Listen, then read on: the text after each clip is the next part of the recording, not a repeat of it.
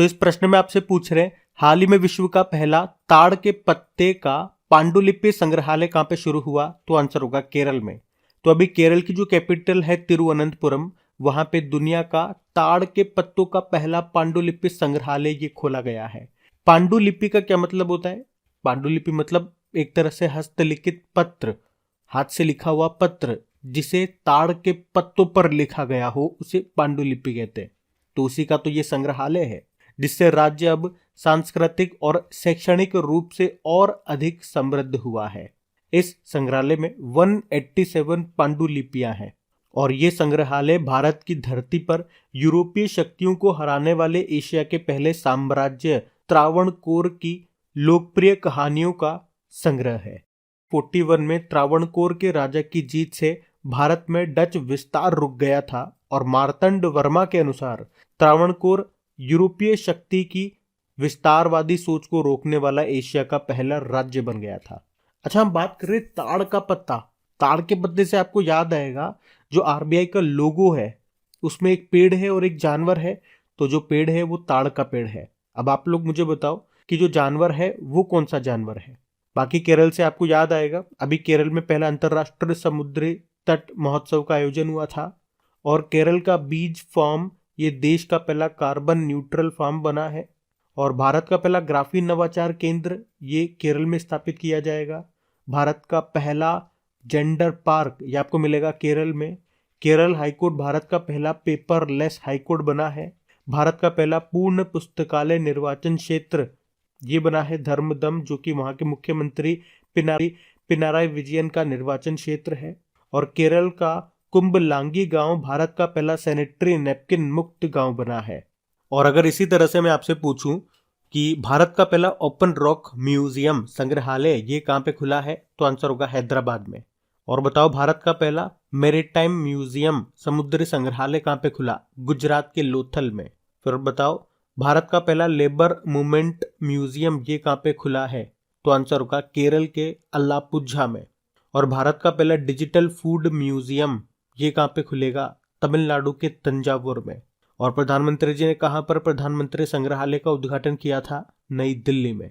इसी तरह से हमारी जो वित्त मंत्री हैं निर्मला सीतारमण जी, बताओ इन्होंने कहां पर राष्ट्रीय सीमा शुल्क और जीएसटी संग्रहालय का उद्घाटन किया था? तो आंसर होगा गोवा के पणजी में। और सबसे इंपॉर्टेंट, देश का पहला और विश्व का दूसरा इन्फेंट्री संग्रहालय का भी उद्घाटन कहां पे हुआ था? इंदौर में। और बताओ, भारतीय सेना देश का दूसरा पनडुब्बी संग्रहालय कहां पे बनाएगी? पश्चिम बंगाल में। और पहला कहां पे बनाया था? विशाखापत्तनम में। और देश का पहला फिश म्यूजियम ये बनेगा अरुणाचल प्रदेश में। अच्छा, इसरो ने किस नाम से अपना पहला वर्चुअल स्पेस म्यूजियम लॉन्च किया था? तो आंसर होगा स्पार्क। और हड़प्पा संस्कृति का सबसे बड़ा संग्रहालय ये कहां पे बन रहा है? हरियाणा के राखीगढ़ी में। अच्छा, इंटरनेशनल म्यूजियम डे ये कब होता है? 18 मई को होता है। तो इस प्रश्न में केरल से संबंधित इंपॉर्टेंट फैक्ट्स भी मैंने आपको बताया। और म्यूजियम की बात हो रही है तो संग्रहालय म्यूजियम से संबंधित कुछ इंपॉर्टेंट फैक्ट्स भी बताए जो आपके करंट अफेयर्स का हिस्सा थे। फिर बताइए, अभी भारत का पहला समावेशन महोत्सव यानी कि इंक्लूजन फेस्टिवल जिसका नाम है पर्ल फेस्ट, इसका आयोजन ये कहाँ पे किया गया? तो आंसर होगा गोवा में। तो अभी हमारे जो केंद्रीय सामाजिक न्याय और अधिकारिता मंत्री हैं, social justice and empowerment minister है डॉक्टर वीरेंद्र कुमार, इन्होंने अभी गोवा में purple fest celebrating diversity Bharat के समावेश का पहला महोत्सव का उद्घाटन किया है। इसका उद्देश्य ये दिखाना है कि कैसे हम सभी एक स्वागत योग्य और समावेशी दुनिया बनाने के लिए एक साथ आ सकते हैं। पर्पल फेस्ट ये गोवा का अपनी तरह का पहला महोत्सव है। इसी तरह से अभी भारत का पहला लेवेंडर महोत्सव ये कहाँ पे मनाया गया था? जम्मू कश्मीर में। हमने पढ़ा अभी पहला अंतरराष्ट्रीय समुद्री तट महोत्सव का आयोजन कहाँ पे हुआ? केरल में। फिर बताइए, अभी हाल ही में किस देश ने मधुमक्खियों के लिए दुनिया का पहला टीके के उपयोग को मंजूरी दी है? तो आंसर होगा अमेरिका। तो अभी अमेरिका ने मधुमक्खियों के लिए दुनिया के पहले टीके के उपयोग को मंजूरी दे दी है। ये अमेरिकी फुल ब्रूड रोग से होने वाली मौतों को रोकने के लिए इस टीके को बनाया गया है।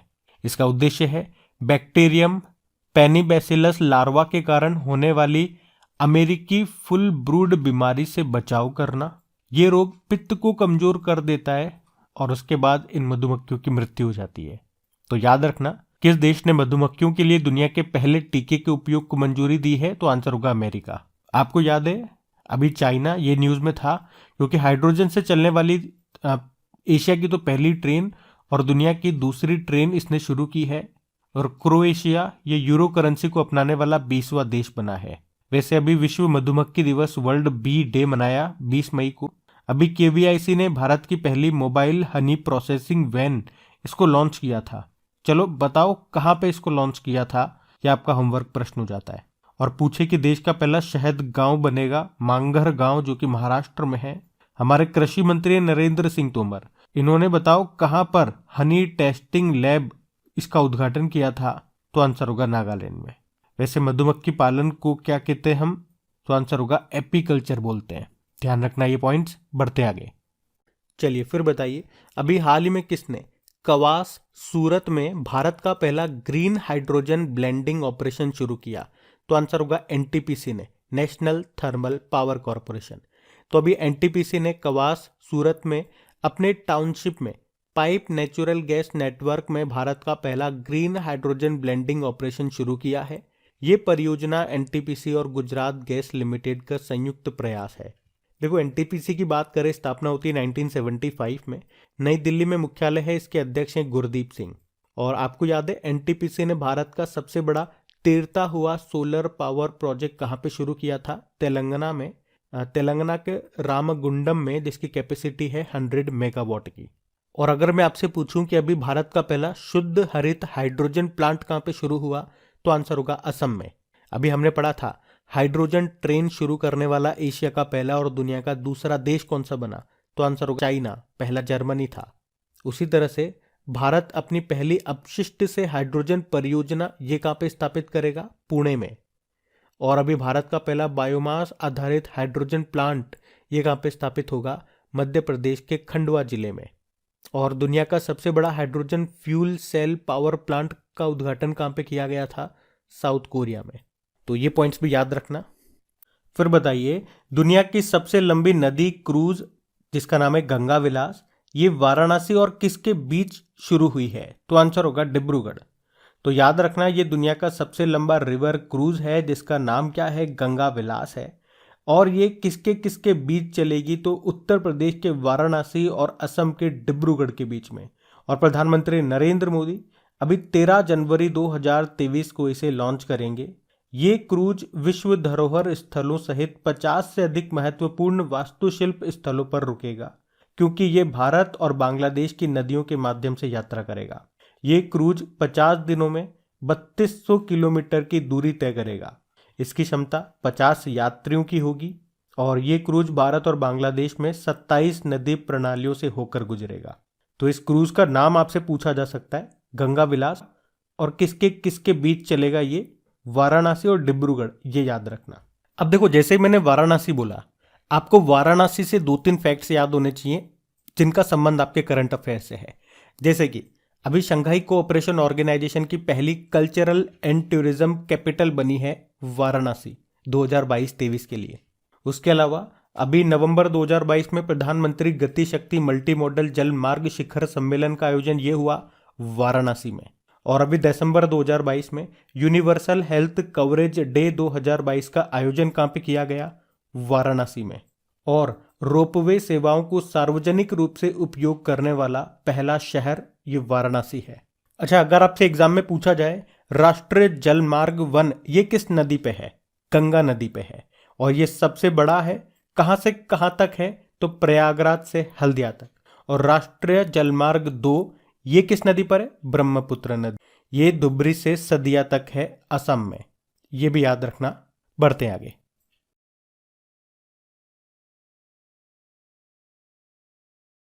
चलिए फिर बताइए, अभी हाल ही में किस राज्य के जग मिशन ने वर्ल्ड हैबिटेट अवार्ड 2023 जीता है?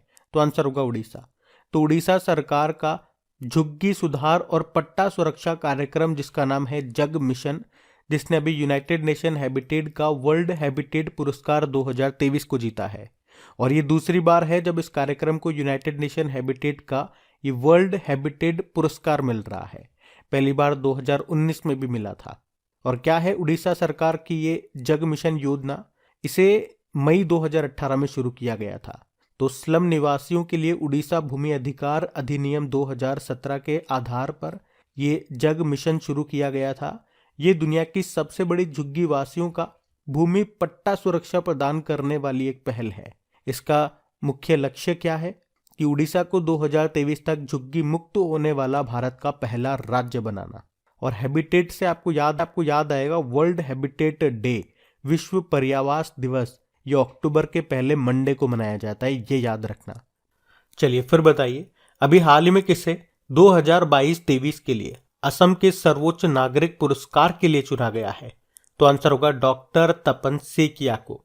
अच्छा, पहले तो आप ये बताओ असम का जो सर्वोच्च नागरिक सम्मान है उसे क्या कहते हैं? तो आंसर होगा असम वैभव, जो पिछले साल रतन टाटा जी को मिला था, ये वही है। तो इस बार कैंसर देखभाल के क्षेत्र में विशिष्ट योगदान के लिए डॉक्टर तपन सेकिया को इस पुरस्कार के लिए चुना गया है। देखो 3 कैटेगरी है। असम का जो पहला सर्वोच्च सम्मान है उसे हमने क्या कहा? असम वैभव। असम का दूसरा सर्वोच्च सम्मान है उसे असम सौरव कहा जाता है, ये मिलेगा 5 लोगों को। और जो तीसरा सर्वोच्च सम्मान है उसे असम गौरव कहते हैं, ये 15 लोगों को दिया जाएगा। इसमें असम जो वैभव है, जो पहला सर्वोच्च सम्मान है, उसमें 5 लाख रुपए मिलते हैं, और जो असम सौरव है उसमें 4 लाख रुपए, और असम गौरव में 3 लाख रुपए प्रति बंदे को मिलते हैं। तो यहाँ पे प्रश्न में आपसे सर्वोच्च नागरिक सम्मान ही पूछा है, तो डॉक्टर तपन सेकिया को चुना गया, इसके लिए उन्हें मिलेंगे 5 लाख रुपए, 5 लाख रुपए। तो याद रखना ये। बाकी आप जानते हो अभी पूर्णिमा देवी बर्मन का नाम मोस्ट इंपॉर्टेंट है। अभी संयुक्त राष्ट्र के सर्वोच्च पर्यावरण पुरस्कार चैंपियंस ऑफ द अर्थ से इनको सम्मानित किया गया था। राजेंद्र पवार, फिक्की ने राजेंद्र पवार को लाइफ टाइम अचीवमेंट अवार्ड 2022 से सम्मानित किया, और रवि कुमार सागर, इन्हें डॉक्टर कलाम सेवा पुरस्कार मिला है। तो इनके नाम भी ध्यान रखना आप। हम बढ़ते आगे।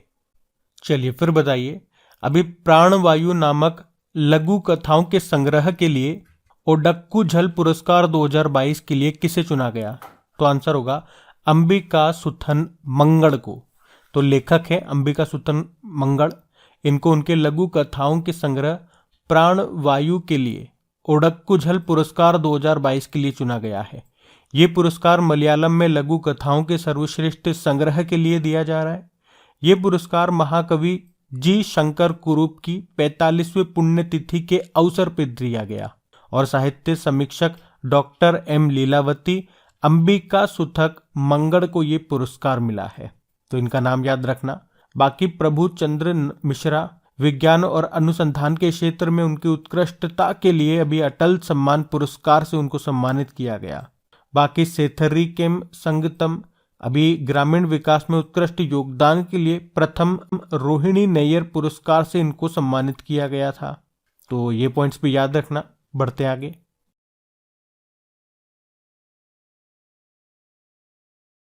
चलिए फिर बताइए, अभी हाल ही में विश्व ब्रेल दिवस ये कब मनाया गया? तो आंसर होगा 4 जनवरी को। तो वर्ल्ड ब्रेल डे ये हर साल 4 जनवरी को ही मनाया जाता है। इसे ब्रेल के आविष्कारक लुइस ब्रेल की जयंती को मनाया जाता है। लुइस ब्रेल, इन्होंने ब्रेल लिपि को जन्म दिया था, मतलब वो इसके आविष्कारक थे, जिसके चलते आज दृष्टिहीन लोग भी पढ़ लिख सकते हैं। पहली बार इस दिन को हमने 2019 में मनाया था। फिर बताइए, अभी हाल ही में विश्व युद्ध अनाथ दिवस कब मनाया गया? तो आंसर होगा 6 जनवरी को। तो युद्ध अनाथों की दुर्दशा के बारे में जागरूकता पैदा करने और उनके द्वारा सामना की जाने वाली दर्दनाक स्थितियों को संबोधित करने के लिए यह दिन हर साल 6 जनवरी को मनाया जाता है।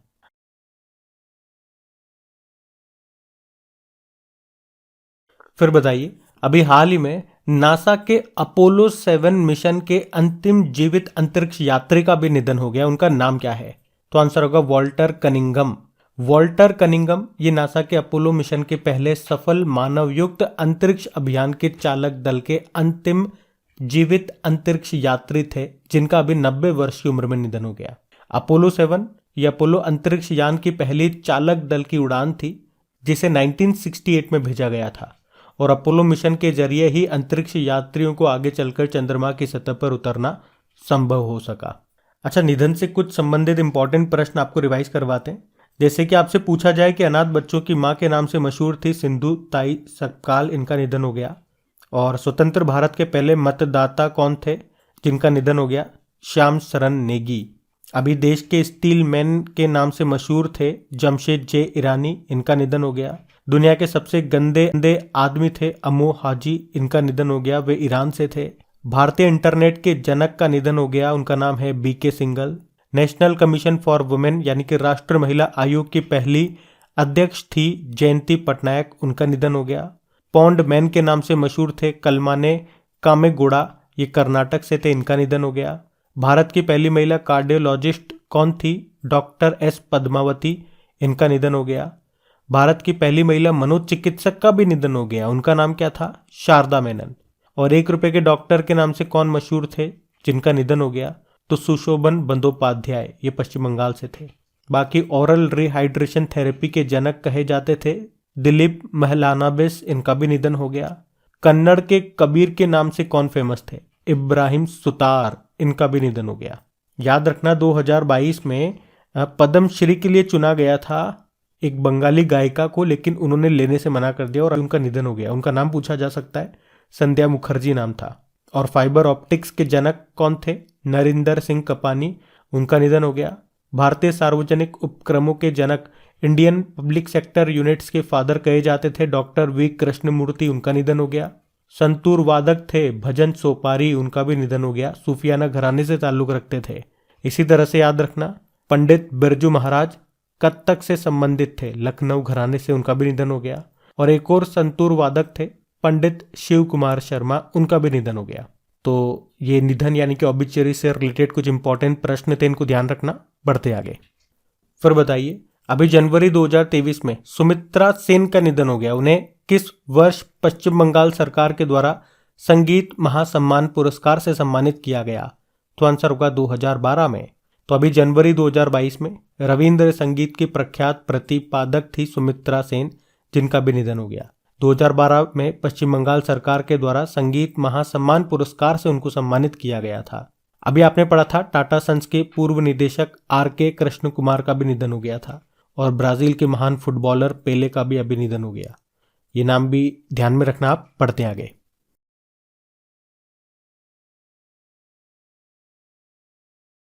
फिर बताइए, अभी हाल ही में किस राज्य में गान नगाई उत्सव मनाया गया? तो आंसर होगा मणिपुर में।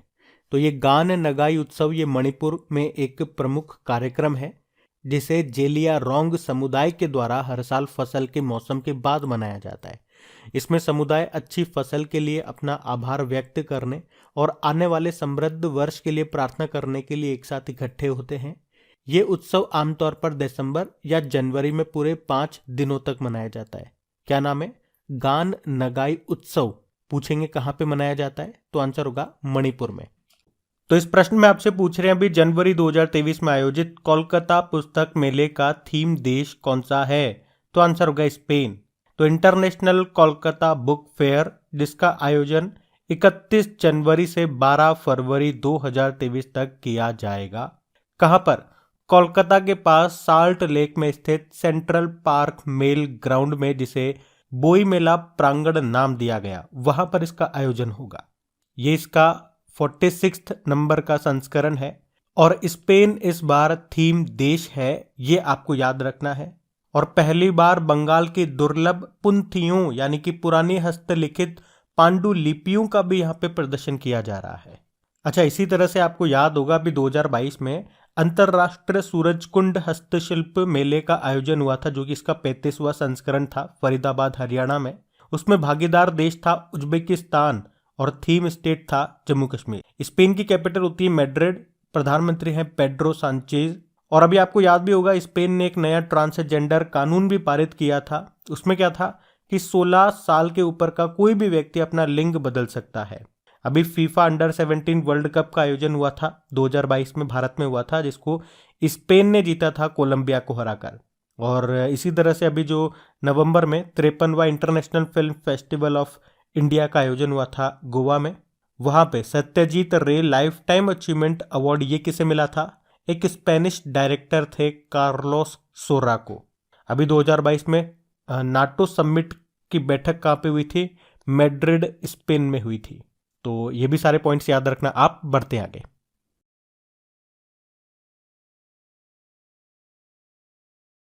तो इस प्रश्न में आपसे पूछ रहे हैं कि अभी संपर्क क्रांति एक्सप्रेस ट्रेन का नाम बदलकर क्या किया जाएगा, तो आंसर होगा अक्षरधाम एक्सप्रेस। तो अभी हमारे जो रेल मंत्री हैं अश्विनी वैष्णव, इन्होंने घोषणा की है कि अहमदाबाद और दिल्ली के बीच चलने वाली संपर्क क्रांति एक्सप्रेस ट्रेन का नाम बदलकर अक्षरधाम एक्सप्रेस कर दिया जाएगा। ये निर्णय प्रमुख स्वामी महाराज के सम्मान में लिया गया है, जो कि BAPS स्वामी नारायण संस्था के आध्यात्मिक गुरु हैं। आपने कहा अभी रेल मंत्री कौन है? अश्विनी वैष्णव हैं। और पहले रेल मंत्री कौन थे? जॉन मथाई थे।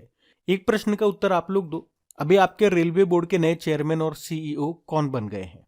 इसी तरह से आपको याद आएगा, हावड़ा कालका मेल ट्रेन का नाम बदलकर नेताजी एक्सप्रेस ट्रेन कर दिया गया था।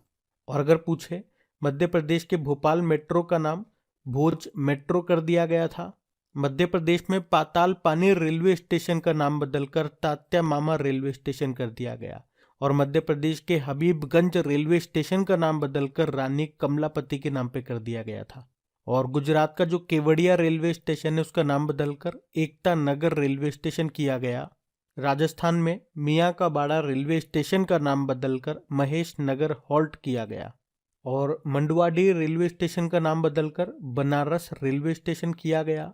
कर्नाटक में जो हुबली रेलवे स्टेशन है उसका नाम श्री सिद्धरुद्र स्वामी जी के नाम पे किया गया।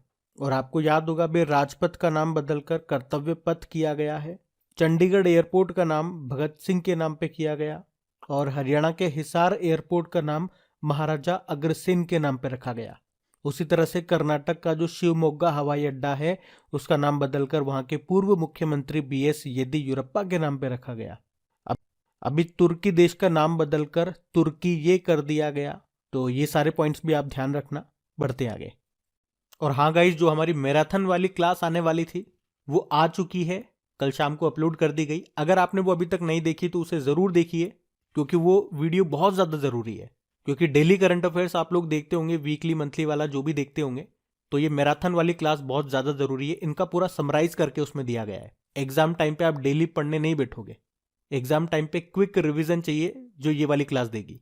और उसमें मैंने आपसे कुछ पूछा भी है, उसका उत्तर आप लोग मुझे कमेंट बॉक्स में दोगे, तभी मैं आगे की प्रोसेस चालू करूंगा। तो वीडियो देख लेना और जल्द से जल्द मुझे बताएं आप। और अच्छा लगे वीडियो तो प्लीज लाइक करना मत भूलना, और अपने दोस्तों के साथ में शेयर करना तो बिल्कुल मत भूलना। अभी बढ़ते हैं आगे।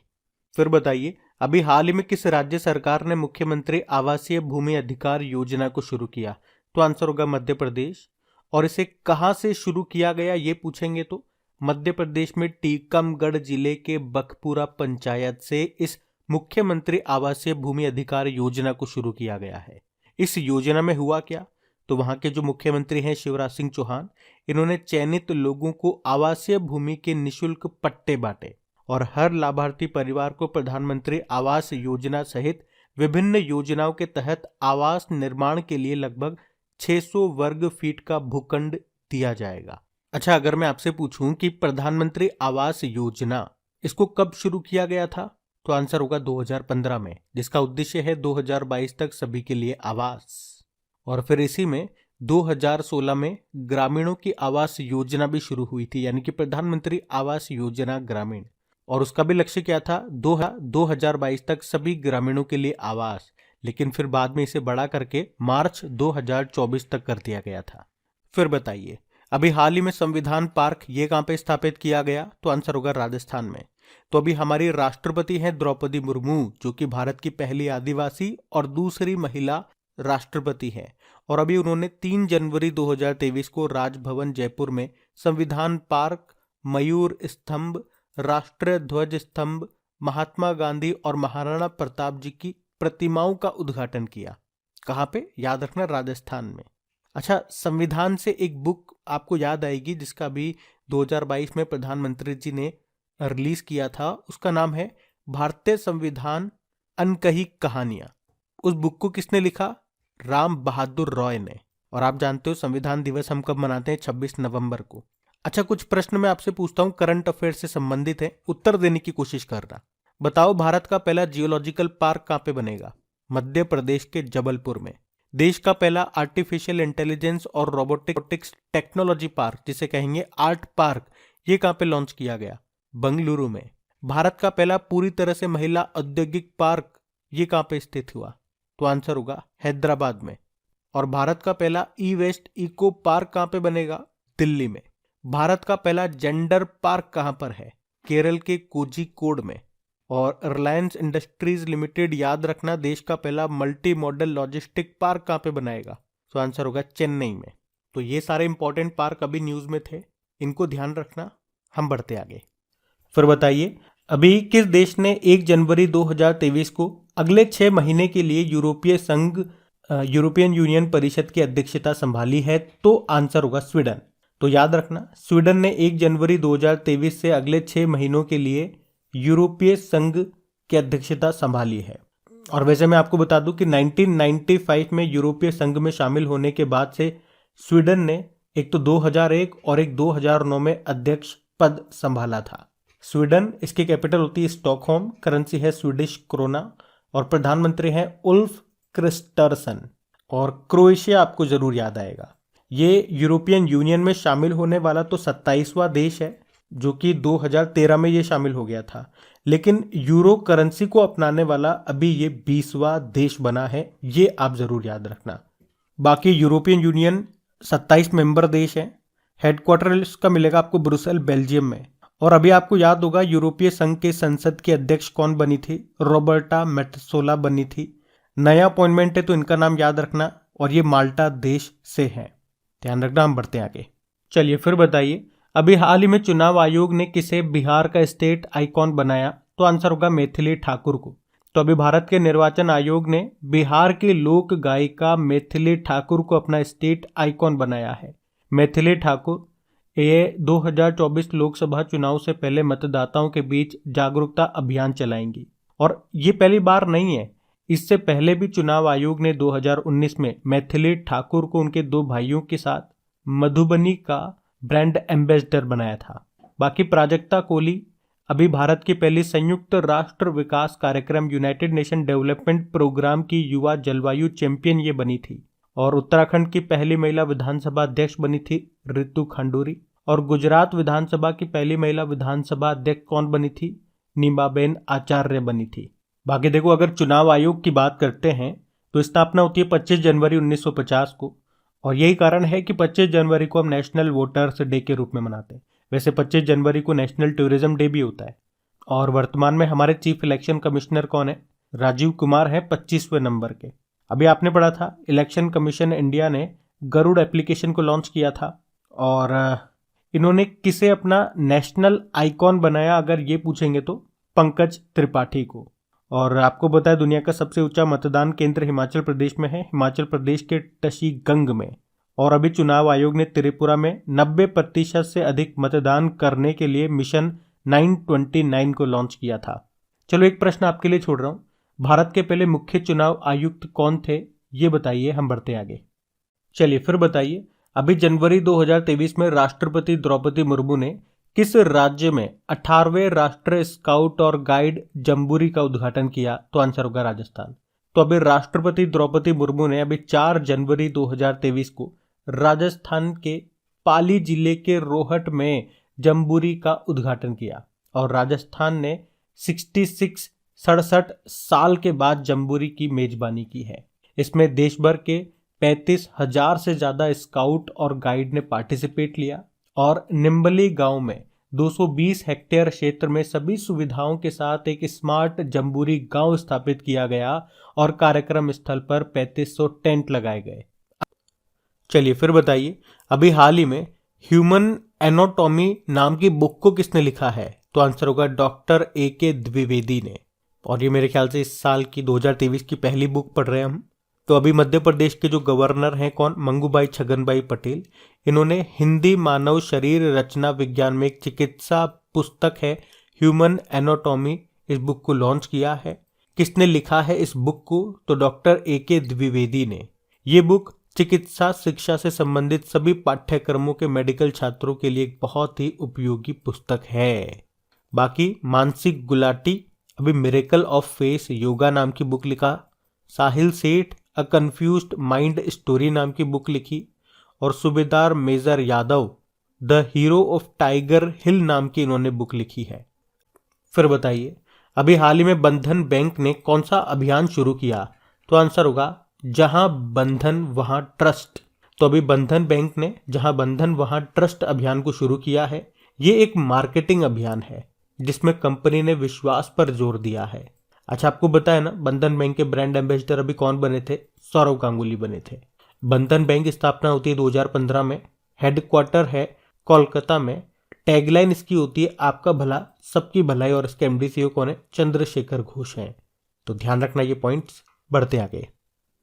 फिर बताइए, गाजियाबाद पंडित दीनदयाल उपाध्याय खंड भारतीय रेलवे का सबसे लंबा पूर्ण स्वचालित ब्लॉक सिग्नलिंग खंड बन गया है। आपसे पूछ रहे इसकी लंबाई कितनी है इस खंड की? तो आंसर होगा 762 किलोमीटर।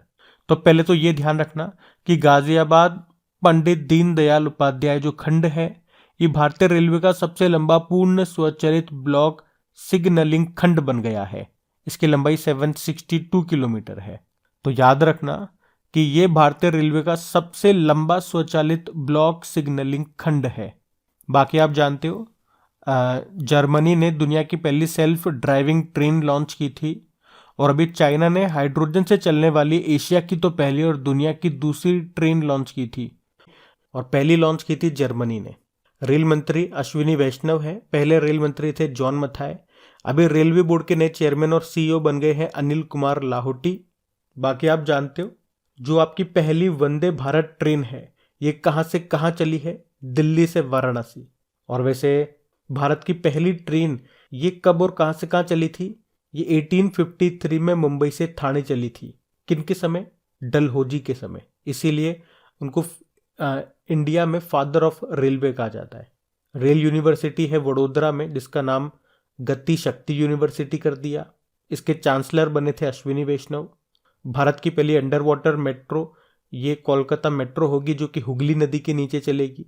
और भारत गौरव योजना के तहत पहली निजी ट्रेन चली कोयम्बटूर से शिरडी के बीच में। अच्छा, ये बताओ भारतीय रेलवे ने भारत का पहला स्वदेशी हाइपरलूप विकसित करने के लिए किस आईआईटी के साथ समझौता किया? आईआईटी मद्रास। और कवच क्या है? तो अभी भारतीय रेलवे ने स्वचालित ट्रेन सुरक्षा प्रणाली का परीक्षण किया था और उसी का नाम कवच है। मतलब अगर एक ही पटरी पे आमने सामने ट्रेन आ जाती है तो उनको टकराने से रोकेगा ये सिस्टम। तो याद रखना ये पॉइंट्स भी। बढ़ते आगे।